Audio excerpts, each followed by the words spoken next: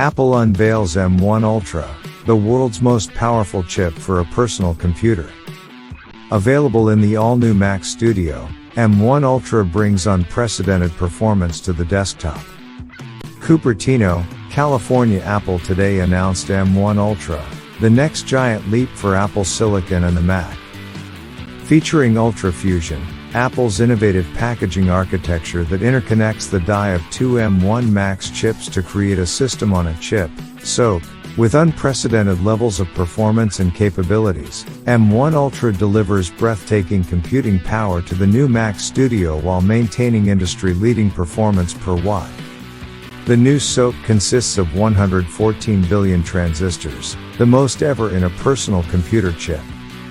M1 Ultra can be configured with up to 128 GB of high bandwidth, low latency unified memory that can be accessed by the 20-core CPU, 64-core GPU, and 32-core neural engine, providing astonishing performance for developers compiling code, artists working in huge 3D environments that were previously impossible to render, and video professionals who can transcode video to ProRes up to 5.6x faster than with a 28-core Mac Pro with Afterburner.1.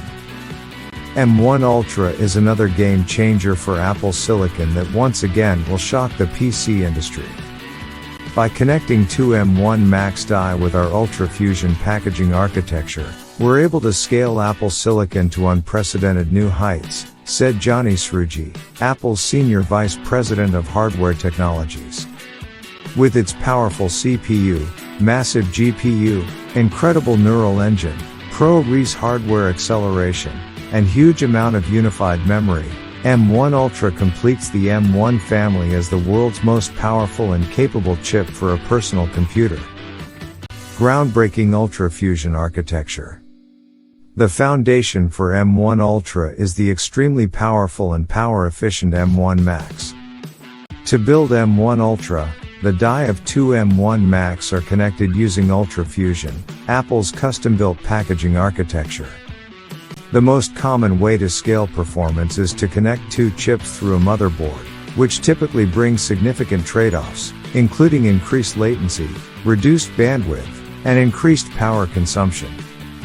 However, Apple's innovative Ultra Fusion uses a silicon interposer that connects the chips across more than 10,000 signals, providing a massive 2.5 terabytes per second of low latency, inter-processor bandwidth, more than 4x the bandwidth of the leading multi-chip interconnect technology. This enables M1 Ultra to behave and be recognized by software as one chip, so developers don't need to rewrite code to take advantage of its performance. There's never been anything like it. Unprecedented performance and power efficiency. M1 Ultra features an extraordinarily powerful 20-core CPU with 16 high-performance cores and 4 high-efficiency cores. It delivers 90% higher multi-threaded performance than the fastest available 16-core PC desktop chip in the same power envelope. Additionally, M1 Ultra reaches the PC chip's peak performance using 100 fewer watts. That astounding efficiency means less energy is consumed and fans run quietly, even as apps like Logic Pro rip through demanding workflows, such as processing massive amounts of virtual instruments, audio plugins, and effects. For the most graphics-intensive needs, like 3D rendering and complex image processing, M1 Ultra has a 64-core GPU, 8x the size of M1, delivering faster performance than even the highest-end PC GPU available while using 200 fewer watts of power. Apple's unified memory architecture has also scaled up with M1 Ultra. Memory bandwidth is increased to 800 GB per second, more than 10x the latest PC desktop chip, and M1 Ultra can be configured with 128 GB of unified memory.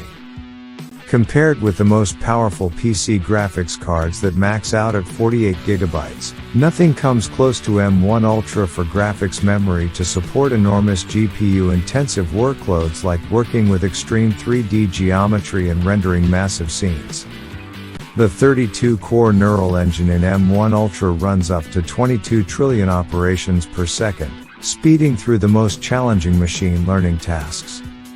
And, with double the media engine capabilities of M1 Max, M1 Ultra offers unprecedented ProRes video encode and decode throughput.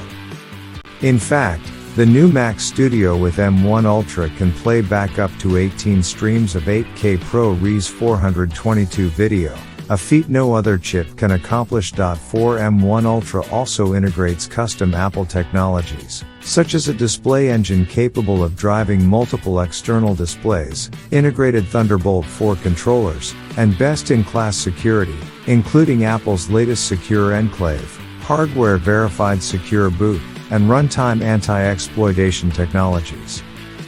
Mac OS and apps scale up to M1 Ultra. Deep integration between hardware and software has always been at the heart of the Mac experience. Mac OS Monterey has been designed for Apple Silicon, taking advantage of M1 Ultra's huge increases in CPU, GPU, and memory bandwidth.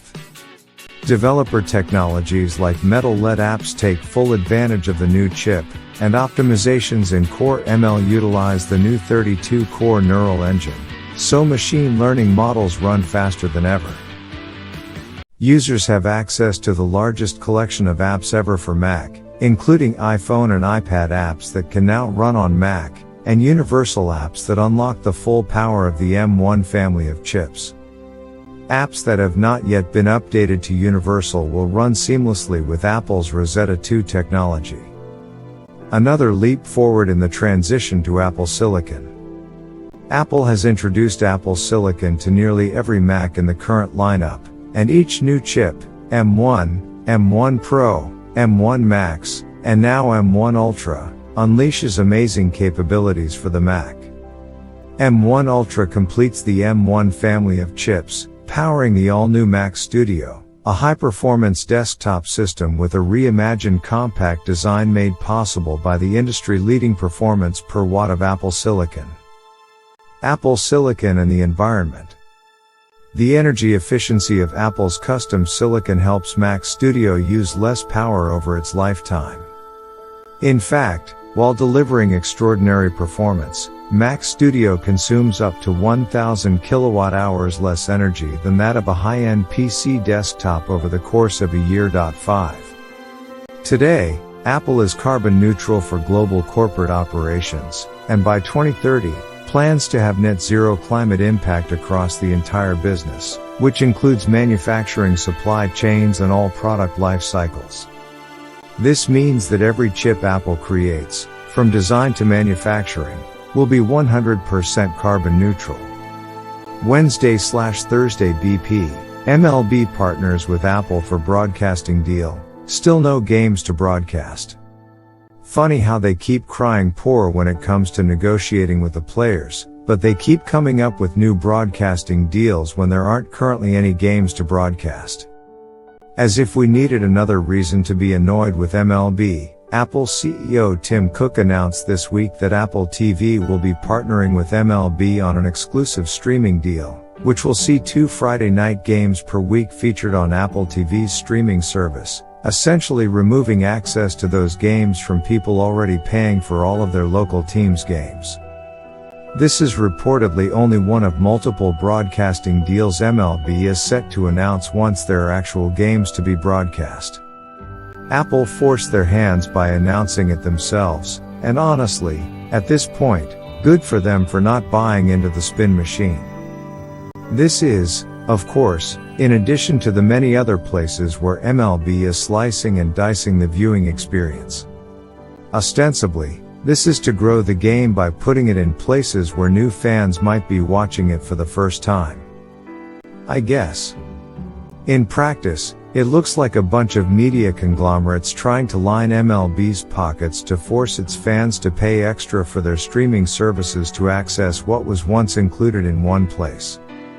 But, what do I know? Now, the splintering of entertainment to multiple streaming services in order to nickel and dime the public into paying even more than they ever paid for cable, which, side note, punishes the people who actually stuck with cable even more harshly, is an issue unto itself and not really something I'm interested in getting into too deeply on a baseball blog. That said, it really is something to watch MLB cry poor and say they just don't have the money to pay the players what they're worth, only to watch them continue to sign broadcasting deals starting as soon as this season. You know, the season where they are currently canceling games in order to try to force the players to agree to a garbage deal. It's truly something to behold.